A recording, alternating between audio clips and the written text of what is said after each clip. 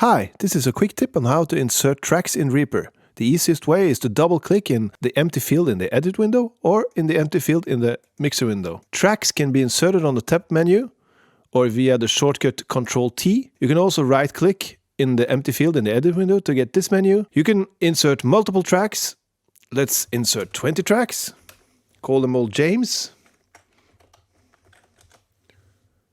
And they all get numbered. If you want to remove tracks, you can select a track by clicking on the gray area here in the edit window or in the gray area on the mixer, and then just hit delete on your keyboard. Or you could right click and select remove tracks. If you want to select more than one track, you could hold shift while clicking on the tracks, or you could hold control to select specific tracks or deselect specific tracks. Let's insert a track with a virtual instrument on it. You choose virtual instrument on a new track, choose your instrument, and there you go. And finally, let's insert a track from a track template. You can do whatever you want with the track and save the track as a track template. Let's call this one James.